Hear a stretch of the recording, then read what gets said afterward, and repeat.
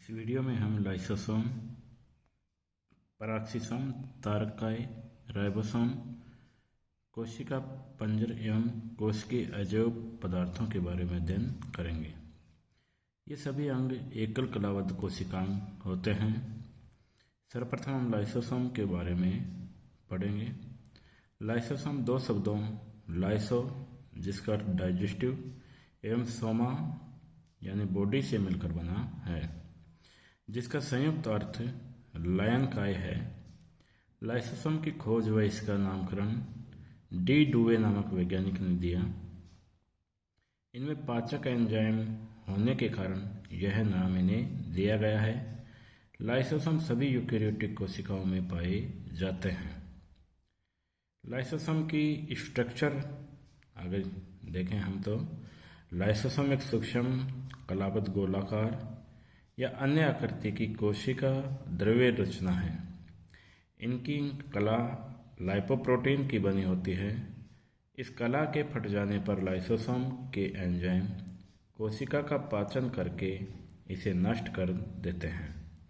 इस कारण लाइसोसोम को आत्मघाती थैले भी कहते हैं। लाइसोसोम की कला पर पाए जाने वाले पदार्थ दो प्रकार के होते हैं, अस्थायी कार्य पदार्थ और स्थायी कार्य पदार्थ। अस्थायी कार्य पदार्थ अर्थात डिस्टेबिलाइजर्स, स्थायी कार्य यानी स्टेबिलाइजर्स। अस्थायी कार्य पदार्थ इनका काम लाइसोसोम की कला का विघटन करना है।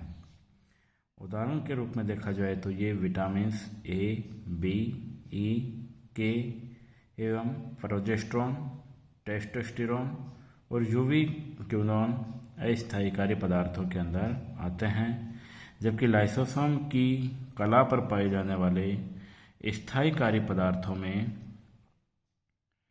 इनका कार्य लाइसोसोम की कला को सुगठित कर इसे स्थायित्व प्रदान करने का है।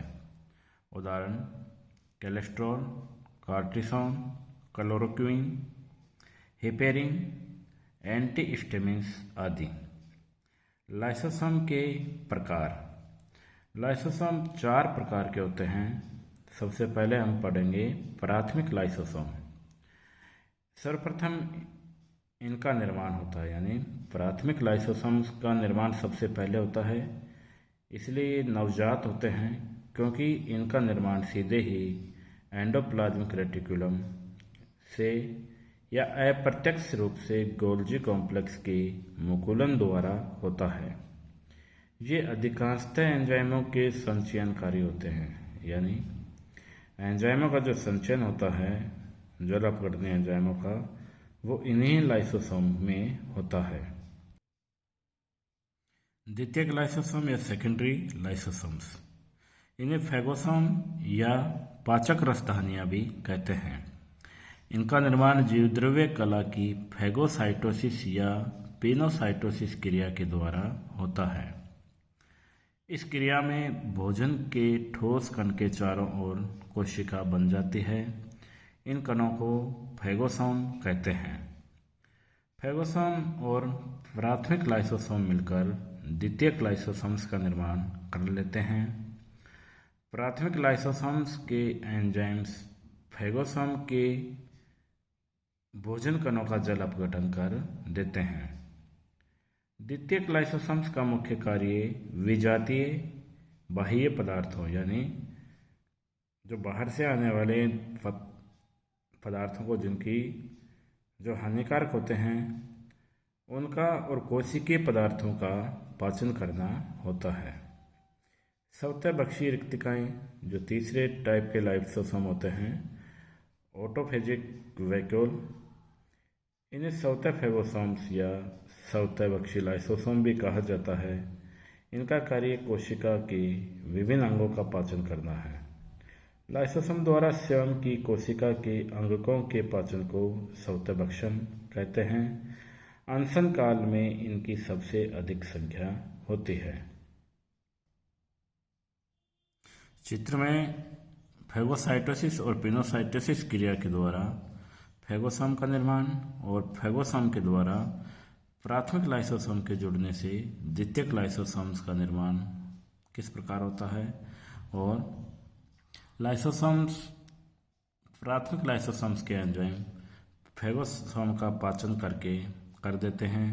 कोशिकीय पाचन में जो ज़रूरत की चीज़ें होती हैं उनका अवशोषण कर लिया जाता है और बाकी के जो अवशिष्ट पदार्थ होते हैं उनको बाहर की ओर निकाल दिया जाता है। इस क्रिया को एक्सोसाइटोसिस या बहिर्लायन कहा जाता है। Formation of primary lysosome from Golgi complex, their fusion with digestive vacuole. चौथे नंबर के जो लाइसोसोम हैं, अवशिष्ट पिंड या रेजिडियल बॉडीज, इन्हें उत्तरार्ध लाइसोसोम यानी जो सबसे बाद में बनते हैं वो भी इन्हें उत्तरार्ध लाइसोसोम इसीलिए कहते हैं इनको। द्वितीयक लाइसोसोम की अपचित भोज्य पदार्थ युक्त लाइसोसोम को अवशिष्ट पिंड कहते हैं। इनकी संख्या कोशिकाओं में जब बढ़ती है तो यह जीव का काल प्रभावन बताती है। आगे है लाइसोसोम की उत्पत्ति। तो सबसे पहले लाइसोसोम की उत्पत्ति रफ एंडोप्लाज्मिक रेटिकुलम से या खुरदरी अंतःप्रद्युजालिका से के बारे में पढ़ेंगे। इसका लाइसोसोम की उत्पत्ति में क्या योगदान है। अनेक वैज्ञानिकों का मत है कि लाइसोसोम का निर्माण खुरदरी अंतःप्रद्युजालिका से होता है, क्योंकि लाइसोसोम के एंजाइमों का संश्लेषण राइबोसोम द्वारा होता है, जो कि खुरदरी अंतःप्रद्युजालिका या RER पर लगे रहते हैं।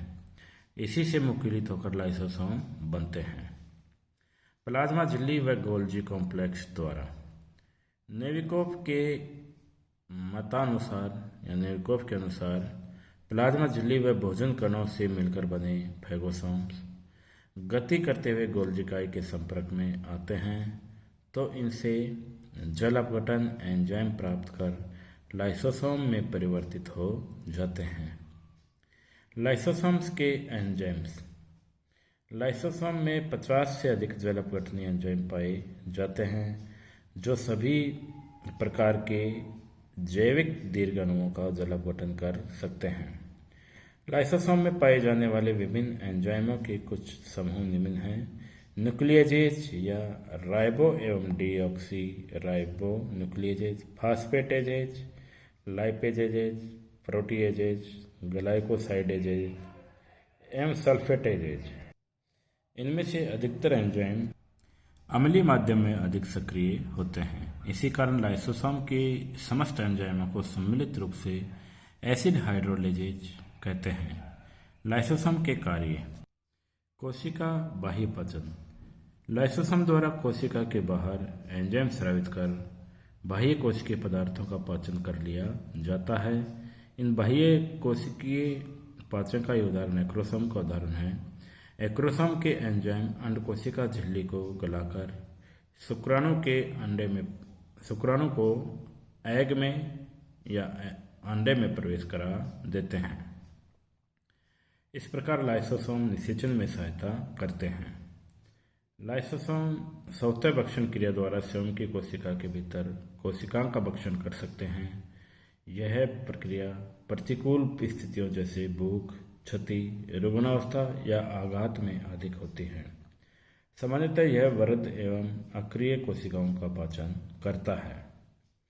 तीसरा है अंतःकोशिकीय पाचन से लाइसोसोम बाह्य वातावरण से कोशिका के भीतर प्रवेश करते हुए पदार्थों का पाचन करते हैं, यानी जो बाहर से कोशिका के अंदर विजातीय पदार्थ अंदर जाते हैं उनको लाइसोसोम के द्वारा अंतःकोशिकीय पाचन कर लिया जाता है।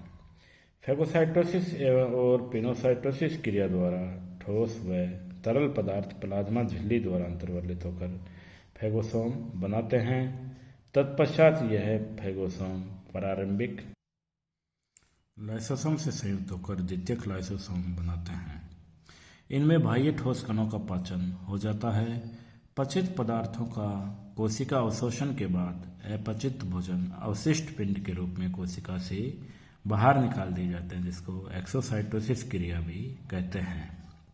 लाइसोसोम्स के एंजाइम भयानक रोगाणुओं से भी रक्षा करते हैं। जब एक जीवाणु श्वेत रक्त कणिका में प्रवेश करता है तब श्वेत रक्त कणिका से कई लाइसोसोम टूटकर एंजाइम मुक्त कर देते हैं। तथा जीवाणु नष्ट हो जाते हैं और लाइसोसोम्स व मृत स्वेद कणिकाएं पस के रूप में विसर्जित कर दी जाती हैं।